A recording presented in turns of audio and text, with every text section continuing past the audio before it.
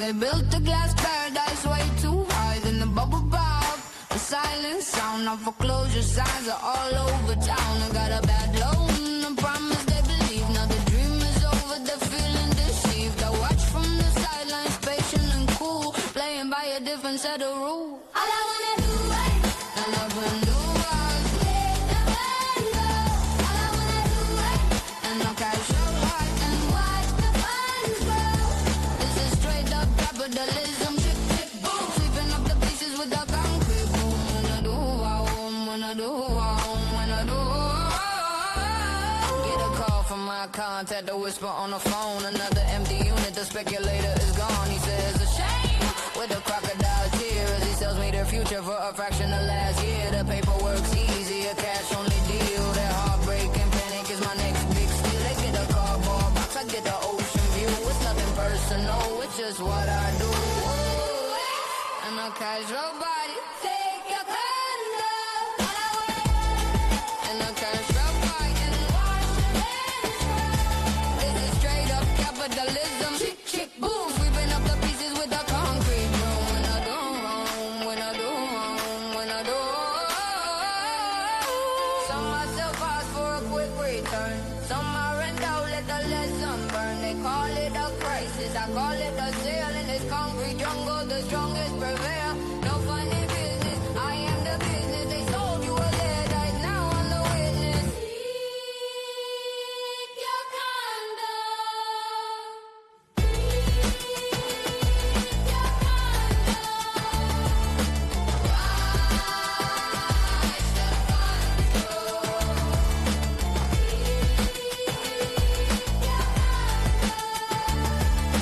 Watch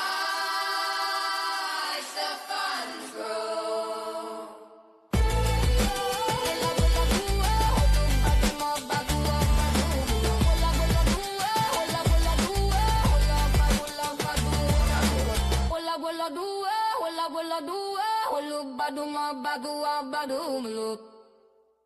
Happy Thursday, Miami. This is Condo Capitalism, 1 hour conversation about what's going on in the distressed real estate market as well as the discounted real estate market. And we have a special guest on today. We're also going to talk about the wholesale market. If any of you don't know what wholesale market is, these are the individuals who go in and buy directly from sellers. They are then able to sort of flip, if you will, those units, and or they do their own fix and flips. It can be an interesting conversation. What are we going to be talking about today? We're going to be talking about President Donald Trump's his proposal to ban institutional investors from buying single-family houses. Why? Because supposedly it's cutting into the amount of supply that's on the market, and it's driving up prices. We're going to talk to a guy who has sold to institutional funds more than 200 single-family houses, including to all the ones that are named by President Donald Trump and all the analysis that goes on there. So let me go ahead and bring our guests this week. But before I do, let me tell you who I am. I'm Peter Zalewski. I'm a condo consultant. I'm an expert witness. I'm also the founder of the Miami Condo Investing Club. Now, let me go ahead and introduce our guest this week. It's no one else but Viju Koottungal. He is the owner of Drea.com. And if you don't know what Drea is, let me explain it to you. It's a Dade Real Estate Investors Association, DREIA.com. And Drea is celebrating 30-year anniversary this year. Viju, welcome to the Condo Capitalism, and I hope you're ready for a really good conversation. We're going to be talking about all things institutional investors, all things Wall Street, all things single-family rentals. It's always fun to be with you, Peter. So let's go. Let's do this. Let's do it. Let's do it. Viju, probably before we get started, let me sort of throw out to you and throw out to the audience. You're having an event a week from now. It's going to be going on. Can you give us a little bit of, a little overview about the event and tell people if they're interested, what they should do to sort of make sure they get on that list and that they're able to come up and rub elbows with the guy who sells to Wall Street. So we usually have a beginning of the year event where we have speakers and, this introduction to the year, what to expect. I'm changing it up this year. I'm making it into a mixer, open bar, free event. It's at the Miami Shores Country Club. You have to register because space is limited. It's in the chat, or you can go to Drea.com and register. And it's going to be fun. We're going to have, we're going to talk to people who are doing real estate, single family and multifamily wholesaling, investing, builders, asset management, people who help with asset protection, contractors, people that we work with, title company that are investor friendly. So our events are usually very investor oriented, and people who are doing real estate investing, buying, flipping, reselling, building, things like that. Viju, I have to say, you and Drea and Jim Pamplin, Yeah. you guys were very influential on me moving forward and setting up a Miami condo investing club. I focus on condos. A lot of people, they don't like condos. There's too many complications. It's too expensive. You can't necessarily make as much money versus what you do, where you're dealing with single family houses as well as multifamily. You're doing some development yourself. You're actually building stuff. You're providing financing, any and all of the above. So you really are, in my words, Viju, you're almost AI for South Florida condo or real estate, even before Gemini and ChatGPT and things like that. Right. Because, your wealth of knowledge and your reach, your network to people who are doing things, including Wall Street, which is what we're going to discuss, is really far reaching. So I would just tell everybody, if you are interested in finding out about what's going on in the South Florida real estate market, especially as it pertains to single family houses, maybe you want to do fix and flips, maybe you want to learn how to do it. Viju has a program where they're able to actually walk you through it. He almost serves as a mentor, and or if you want to build stuff, or if you need cash, Viju's a good tip of the spear. Yeah, good tip of the spear in order to reach the whole network that's on the ground. Viju, 30 years, Drea's been around. You guys have been a staple, a cornerstone, and you've been through some cycles as well. Oh, yeah. Definitely some really bad cycles, right? 2006, 2007, 2008. Then, we're talking about, you said, around 200 properties. I remember just going through, after you told me to talk about this topic, I just going through about institutional bias. I remember when a certain company came to us when they moved to South Florida and said, we want you to work for you.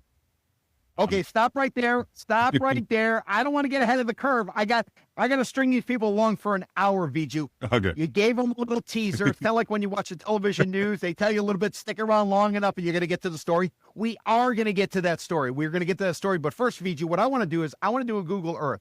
I want to do a big picture, and then I kind of want to drill down so people kind of understand the story, understand all of that. Viju, why don't we start by you telling everybody a little bit about yourself, how you got into real estate, why you got into real estate, sort of your niches. Could you give us that overview perspective? So, I was born in India, grew up in Jamaica, came to Miami to go to college. Yes. Went to Barry University, did my computer science degree, did my MBA, was working in IT, and like a lot of us, we watched those infomercials and got pitched on real estate investing.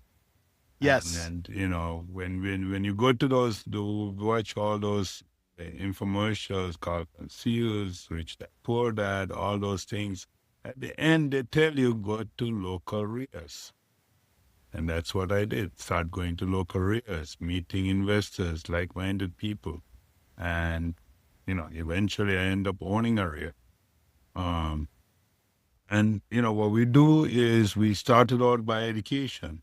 We were doing a lot of mentoring, educating people to invest. We were partnering with students, we were partnering with, and then from there, we said we were doing wholesaling, we were doing fix and flip, We're doing, we're mainly wholesaling, single family mostly, 4 units and below.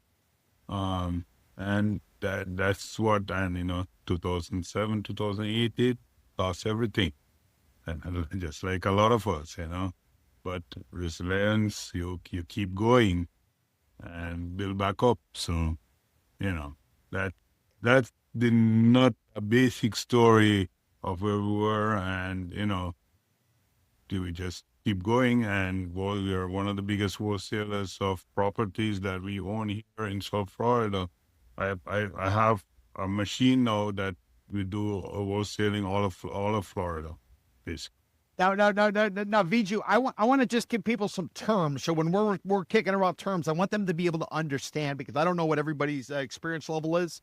People, the common denominator is they're interested in real estate in South Florida. So let's start off with some real basic terms. Now, when somebody refers to like hard money, that typically means a type of loan that can be delivered relatively quickly, but there's going to be a cost associated with it. Right. And it doesn't necessarily need to meet all of the standards that you would find if you go to a bank. The big complaint about going to a bank is it takes forever. They want all this paperwork.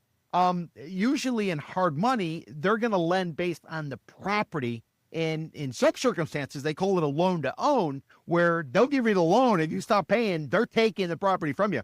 Can you kind of lay out and fill in some of the blanks for people so they understand when we're talking about maybe hard money or private lending? Kind of, some of the nuances. Right. So hard money is a business-to-business loan.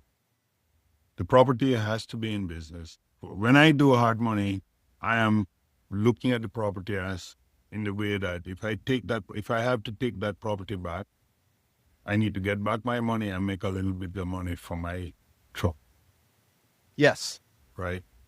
So, and the criteria is easy. As long as the property works and the borrower is a good, solid person who can fix that property and retail it or refinance it to give you back your money, I'm good with it.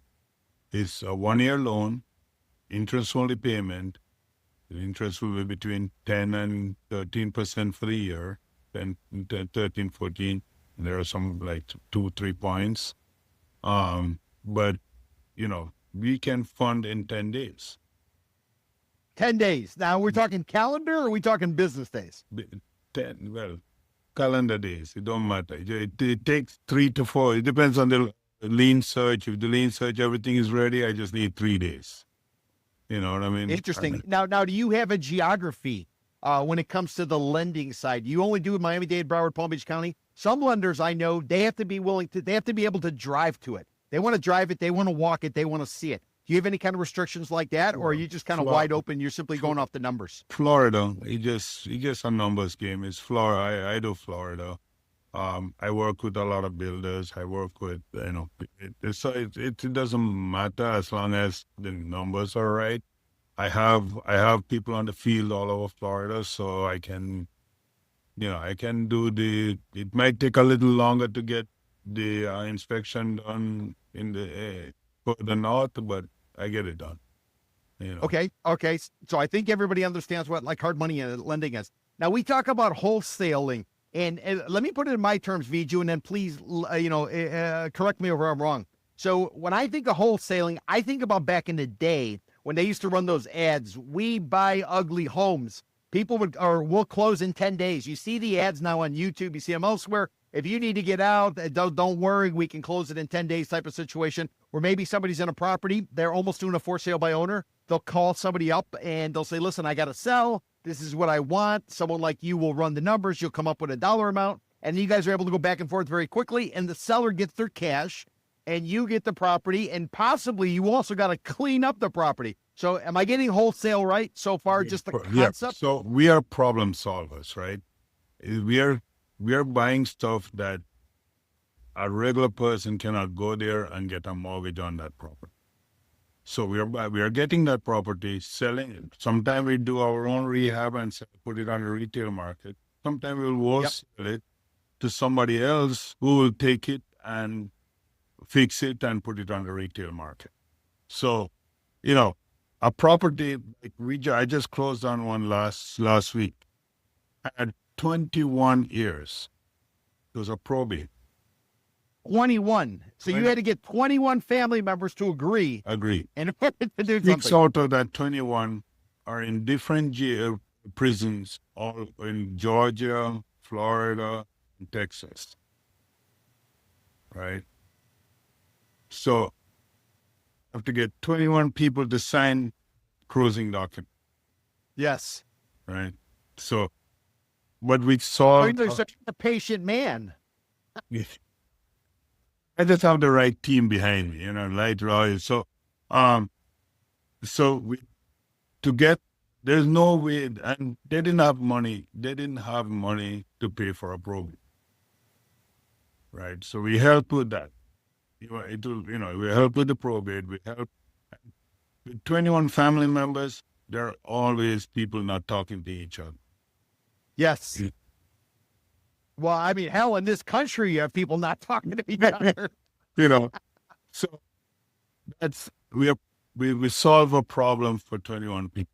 They all got a little bit of money in their hand, and they got rid of a property that has been sitting there for 6 years with nothing happening, right? Yes.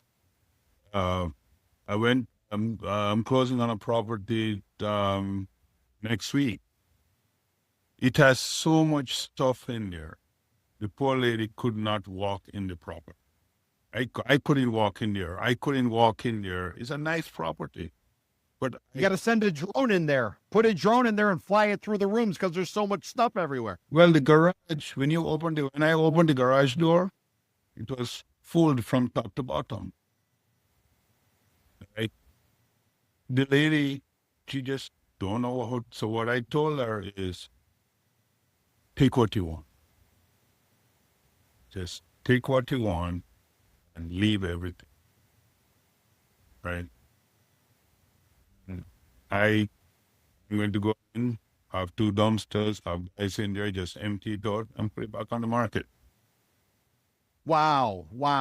And I'm noticing people are, we're getting a bump in people visiting. So let me just remind everybody, I'm Peter Zaleski. I'm a condo consultant, expert witness, founder of the Miami Condo Investing Club. I have the pleasure this week on Condo Capitalism. It's a podcast we do every Thursday at 4 o'clock related to deals, finding deals in real estate. And we have the pleasure of having Viju Koottungal, the owner of DREA, Dade Real Estate Investors Association. Viju's invited all of our audience to come out to his mixer he's going to have next Thursday. It's going out to Miami Shores Country Club. Excuse me, next Wednesday at the Miami Shores Country Club. You can get more information at dreia.com. That's DREA.com. And Viju is one of the gentlemen who is selling and has sold houses to Wall Street, the same groups that are now being targeted by President Trump for a ban on single-family home rentals. He's going to give us some details about what's going on, what it's like dealing with Wall Street selling these houses, what he envisions, but he's not telling us till the end because it's a 1-hour podcast. So Viju, I'm sorry to interrupt. I just want to throw that out there because I'm noticing we have a bunch of people jumping in. So Viju, in a situation like that, you go ahead, you acquire a property. Maybe the person is a hoarder. Maybe they've lived there for quite some time. They're older. They simply want to get rid of it. So in that circumstance, it's up to you then to sort of clean out the place. And like you said, you can either rehab it yourself or you can take it and resell it for some sort of premium to somebody within your network. These are the fix and flip type of people who maybe can't identify the property, but yet they have the know-how and the willingness to go ahead and do the work themselves. Right. And at that point, they would turn around and sell it to some end user. Is that kind of the way the structure works? Exactly. And then for the like if I take that property, sell it to somebody to fix and I will provide or they will have a hard money solution for them because these properties are not fundable with a bank, right? So yes, they will go to a hard money provider. You get money to buy it, and it's okay to pay the high interest rate for 6 months, and then flip it, and so they're not really into it for a big amount of money, only maybe the repair costs or maybe even 20% of the cost. Yes. So. That's where the hard money comes in also. It's easy, it's quick. They can turn around, start, for a bank to lend you $400,000 on a property that you can't live in, it's not going to happen. Yeah, it's not going to happen very quickly. Yeah. That's for sure. Then Viju, some of these types of properties, these properties that you're finding that people are fixing and flipping, they all tend to be single family, or are they apartment buildings as well? Are they located in HOAs, homeowner associations, where there is a layer of bureaucracy and approval necessary? Can you get a kind of give us a ballpark as to what you finance on, as well as what you sort of acquire yourself or you retrade? So there is a mixture, right? So if you go to Broward, a lot of properties on West Broward area have HOAs. And it's not a problem. I don't, I love those properties because they're newer construction. Even though they have issues, they're newer construction. You go to Miami, you go to South Miami, it's a older inventory, which has a different kind of problems, illegal additions, things like that you have to record. No, in South Florida, no way. You're going to tell me people did work without permits? I'm shocked.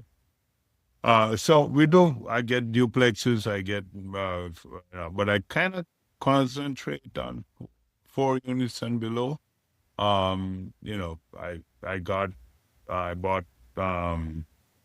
like 20 units 3 years ago from City of Miami that was abandoned. So there are deals out there. So people say there are no inventory.